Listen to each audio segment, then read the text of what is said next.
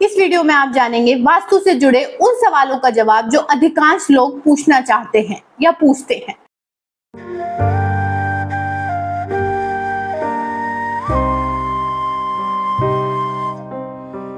नमस्कार, आप सबके अंदर बसते शिव को मेरा नमन।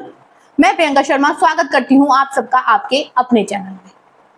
तो आज हम जानेंगे उन सवालों का जवाब जो अधिकांश मुझसे पूछा गया मेरी अब तक की वास्तु की जर्नी में। सबसे पहला, ज्यादातर लोगों ने जो मुझसे पूछा वो ये पूछा, आज वास्तु कहाँ से आ गया? पहले तो वास्तु नहीं था और सडनली वास्तु वास्तु वास्तु हर जगह हो रहा है। तो ऐसा नहीं है, वास्तु आज नहीं आया है। इसके जवाब में मैं सिर्फ यही कहना चाहूंगी, वास्तु आज का नहीं है, वास्तु सदियों पुराना है। कृष्ण जी सुदामा जी के टाइम का है वास्तु। हमारे पूर्वजों ने वास्तु को माना था, उन्होंने अपने घर बनाए थे। इसीलिए आप अगर कंपेयर करेंगे आज की जनरेशन की बीमारियों को, हेल्थ को, डिप्रेशन को, वेल्थ को, हमारे पूर्वज उससे ज्यादा हेल्दी थे, वेल्दी थे, क्योंकि वो कुछ ना कुछ ऐसी साइंस फॉलो कर रहे थे जिनसे बीमारियां कम थी।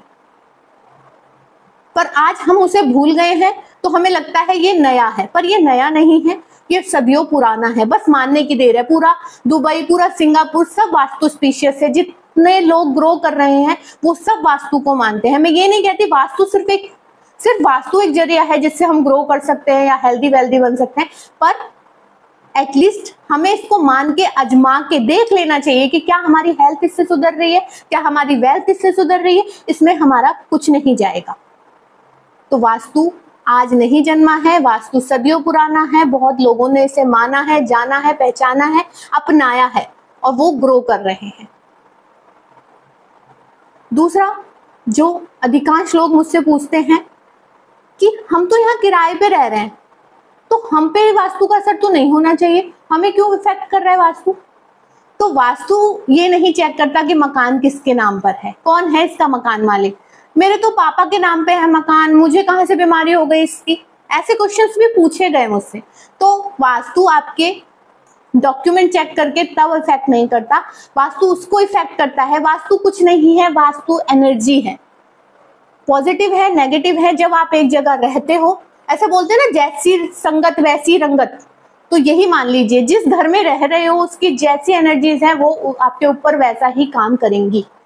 वो किराएदार हो, कोई अपने फादर के मकान में रह रहा हो, जहां आप रहेंगे वहां की एनर्जी आपको इफेक्ट करने लगेंगी।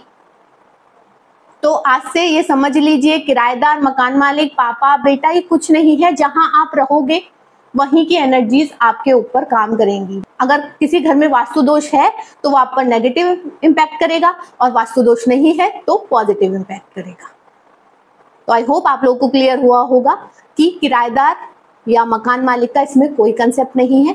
जहां रहते हो वहीं की एनर्जीज के हिसाब से आपकी जिंदगी चलती है। अब तीसरा सवाल जो मेरे सामने आया अब, कि हम तो इस मकान में 10 साल से रह रहे थे, आज आप कह रहे हो कि नॉर्थ ईस्ट की वजह से हमें कैंसर हो गया, पर 10 साल से तो हमें कैंसर नहीं हुआ था। या कहीं मुझे सुनने को आता है, अच्छा पापा को पैरालिसिस हो गया, हम तो बिल्कुल ठीक है, हम भी तो इसी मकान में रहते हैं, इसमें वास्तु ने क्या कर लिया? तो वास्तु ने क्या कर लिया, इसको समझने के लिए पहले आप ये समझिए कि जब आप पैदा होते हैं, जब आप इस दुनिया में आते हैं, तब सबको पता है कि हम अपने कुछ नक्षत्र, कुछ ग्रहों के साथ पैदा होते हैं। सबके वो अलग अलग होते हैं, तभी हमारी जन्म कुंडली बनती है, तभी हमारा जन्म का जो समय है वो बहुत मैटर करता है। भगवान ने फिक्स किया हुआ है इस इंसान को इस समय पैदा होना है। होता है ना, कोई बच्चा बहुत टाइम से पहले पैदा हो जाता है या कोई डॉक्टर की डेट के बहुत दिन बाद पैदा होता है। ये भगवान ने सुनिश्चित किया हुआ है। आप जब धरती पर इस समय जाओगे, इन नक्षत्रों में जाओगे, इन ग्रहों में जाओगे, आपकी जिंदगी ऐसी होगी। तो वो ग्रह मैटर करते हैं। अब आप कहेंगे ग्रह मैटर करते हैं तो वास्तु कहाँ से आ गया? ग्रह मैटर करते हैं जब आपकी कोई ग्रह की ऐसी दशा आएगी कि आपके कुंडली के वो भाव एक्टिव हो जाएंगे जो आपको बीमारियां देंगे, तब वास्तु रोल प्ले करेगा। अगर आप वास्तु दोष वाले किसी घर में रह रहे होंगे तो आपको वो बीमारियां होंगी। और अगर आपने अपना बेसिक वास्तु भी ठीक कर रखा होगा, आपके घर में वास्तु दोष नहीं होगा, तो वो बीमारियां आपको इम्पैक्ट नहीं करेंगी। तो यहाँ आ जाता है वास्तु का रोल। तो मेरी ये गुजारिश है आप सब लोगों से कि अपने घर को एटलीस्ट बेसिक वास्तु से ठीक कर लीजिए। कुछ नहीं है बेसिक वास्तु, कुछ कलर्स का ध्यान देना है, कहाँ टॉयलेट, कहाँ किचन होनी चाहिए, और तोड़ना फोड़ना कुछ नहीं है, सबकी रेमेडीज हैं। आप मेरी पुरानी वीडियोस देखिए और जानिए कि क्या रेमेडी हम कर सकते हैं, ट्रीटमेंट क्या कर सकते हैं। अगर आपको समझ नहीं आ रहा है कहाँ आपकी टॉयलेट किचन है, मुझे बताइए, मैं आपकी हेल्प करूंगी। तो आई होप आप लोगों को ये समझ आया होगा। घर के किसी मेंबर की ये दशा आई है कि उससे उसको वो बीमारी हो गई है, कल को वो दशा आपकी भी आ सकती है। दशा का मेरा मतलब है कुंडली में किस ग्रह की दशा चल रही है, अंतर दशा चल रही है। 2 साल के लिए, 1 साल के लिए, 6 महीने के लिए दशाएं आती हैं कि आपका कौन सा भाव एक्टिव हो गया है। कुंडली का 12 भाव होते हैं, उसमें से 3 भाव हमारे बीमारियों के होते हैं, 6ठा, 8वां और 12वां। अगर वो भाव एक्टिव हो जाते हैं तो बीमारियां आती हैं। तो उसका इंतजार मत कीजिए। वास्तु है, बेसिक वास्तु करने से कुछ नहीं जाएगा। कुछ प्रिकॉशन बोलते हैं ना, बेटर देन क्योर। प्रिकॉशन लेके रखिए, वास्तु आपका प्रिकॉशन है। प्रिकॉशन लेके चलिए अपनी लाइफ में। ज्यादा बड़ा कोई चेंज नहीं करना है, छोटे छोटे से चेंजेस है, अगर वो चेंजेस आप कर लेते हैं आपकी लाइफ बहुत अच्छी हो सकती है।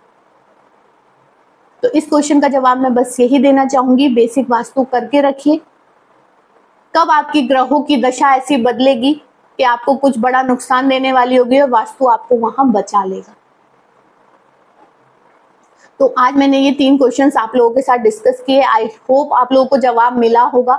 आप लोगों के मन में ये क्वेश्चन जरूर आते होंगे। अगर आए हैं कभी तो प्लीज कमेंट बॉक्स में बताइएगा कि आपको ये जवाब संतुष्ट कर पाया या नहीं कर पाया। और आपके मन में और भी कोई सवाल है अगर वास्तु को लेकर, मुझे बताइए, मैं कोशिश करूंगी आप लोगों को ये जवाब दे पाऊं। मैं स्टार्टिंग से अब तक यही कह रही हूं, मेरा मकसद वास्तु से अवेयरनेस लाना है। वास्तु से डरिए मत, वास्तु से अपना डर भगाइए, अपनी बीमारियां भगाइए, अपनी वेल्थ अच्छी कीजिए, अपने बच्चों की पढ़ाई अच्छी कीजिए। वास्तु बहुत कुछ कर सकता है, बस उसकी पावर को समझने की देरी है। अगर कोई भी परेशानी आपकी लाइफ में, तो दिए गए व्हाट्सएप नंबर पर भेजिए, मैं जल्द से जल्द उसे सॉल्व करने की कोशिश करूंगी।